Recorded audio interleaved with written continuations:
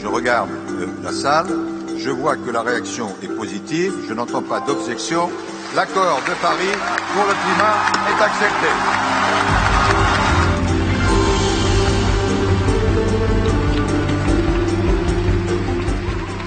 All countries have agreed to hold global temperature rise to well below 2 degrees Celsius.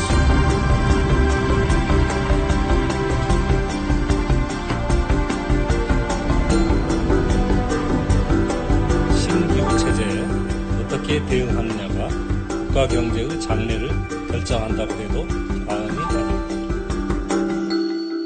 파리에서 열린 제21차 유엔 기후변화 협약 당사자 총회가 막을 내렸습니다. 기후재앙으로 인한 인류의 파국을 막기 위해 미국과 중국 등 세계 각국 정상들이 모여 머리를 맞댔는데요.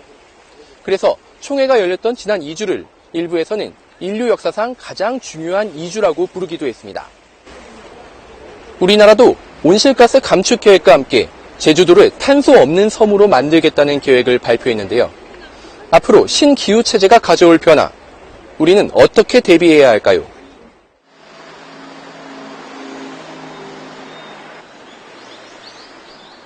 장원재 씨가 운전하는 이 승용차에는 배기구도,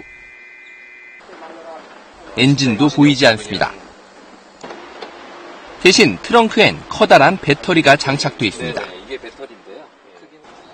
장 씨가 전기차를 구입한 건 지난 8월.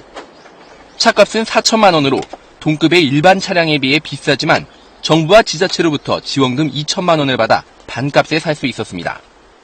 일의 성격상 제가 하루에 한 90km, 약 100km 정도를 운행을 하거든요. 그런데 아무래도 그 연료 소모가 많아서 그런 경제적인 측면 때문에 이제 구입을 하게 됐고요. 한 번 충전하는데 40분 정도 걸리고 주행거리는 140km 정도인데 제주도에서 운전하기엔 큰 무리가 없다고 말합니다. 120까지는 제가 밟아봤어요. 최고 속도까지 뭐 이렇게 무리 없이 나가요. 문제는 배터리인 것 같아요. 배터리의 어떤 그 소모를 얼만큼 줄이고 배터리가 얼만큼 거리를 갈 수 있느냐. 지금 제주도에서 운행 중인 전기차는 모두 2천여 대. 제주도는 앞으로 15년 후인 2030년까지 37만 대에 이르는 모든 차량을 전기차로 대체할 계획입니다.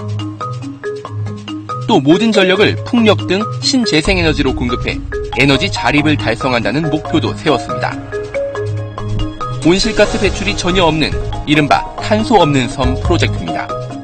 어차피 온실가스 감축을 해야 되거든요. 제주가 이거를 선도적으로 가고자 하는 겁니다. 그래서 청정 환경을 지켜나가는 거죠. 한국의 친환경 정책을 상징하는 제주도의 탄소 없는 섬 프로젝트는 이번 파리 기후변화 총회에서도 소개됐습니다. 한국의 대표적인 섬인 제주도는 전기차와 신재생 에너지를 100% 보급해서 카본 프리 아일랜드로 전환하겠습니다. 세계 전기차 시장의 시험대를 넘어 기후변화에 대응하는 모델이 되겠다는 겁니다. 파리에 모인 세계 환경정책 전문가들은 제주도 규모의 인구와 면적을 가진 거주지에서 탄소 제로 정책을 추진하는 것은 획기적인 일이라고 평가했습니다.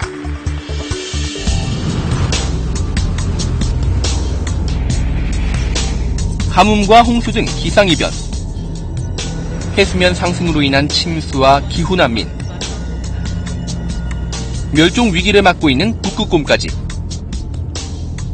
오늘날 지구는 기후변화로 인해 말 그대로 몸살을 앓고 있습니다. But I am convinced that no challenge poses a greater threat to our future and future generations than a changing climate.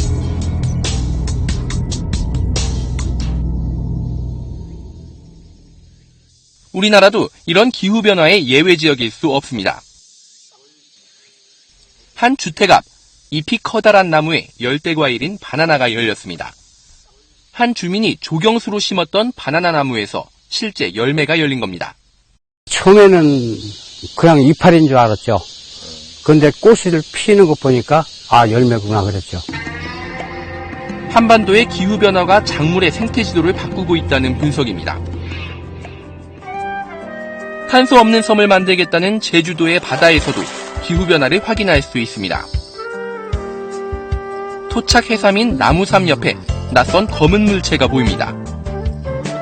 최근 제주에서 발견되기 시작한 흑해삼입니다.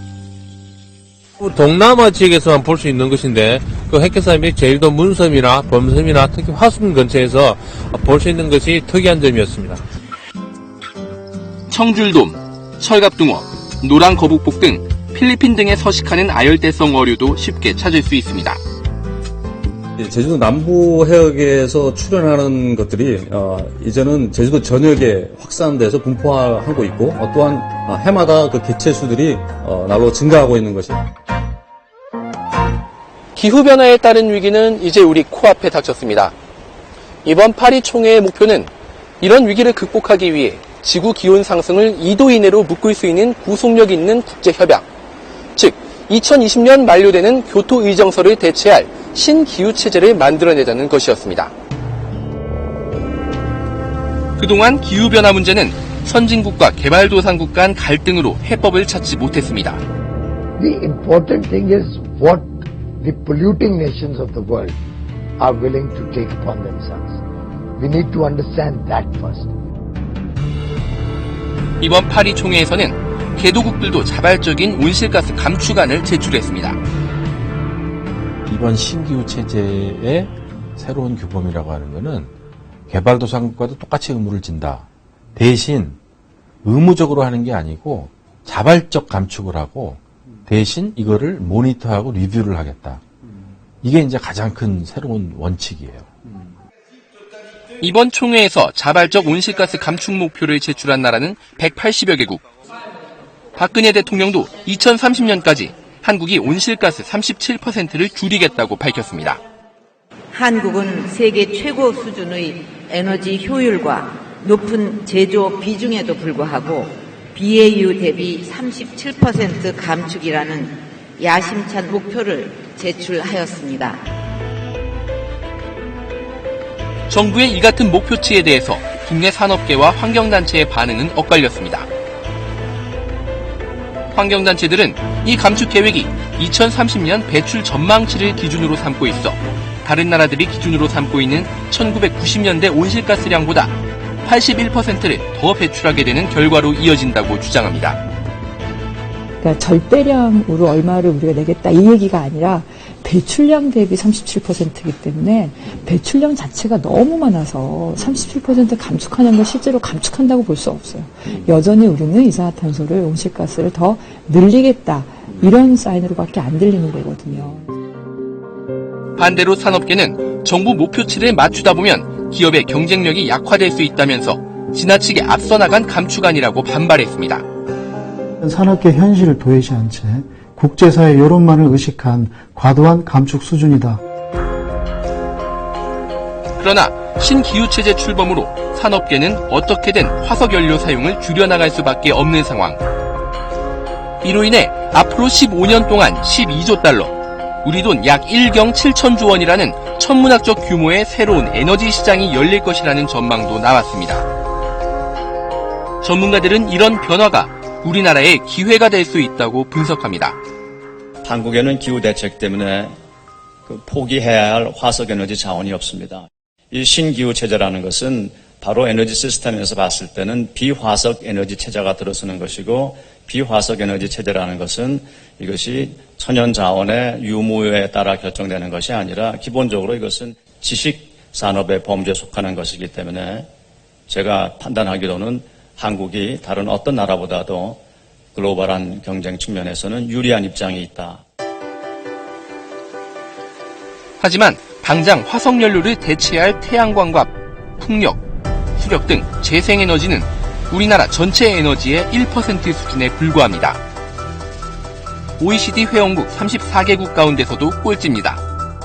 그 정도로 재생하는 잠재력이 굉장히 많거든요. 그럼 당장 돈만 투자해서 개발만 하면 되는 거예요.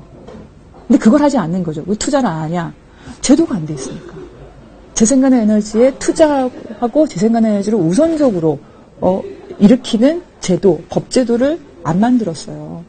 그러니 재생가능 에너지는 널려 있는데 쓰지 못하고 있는 거죠.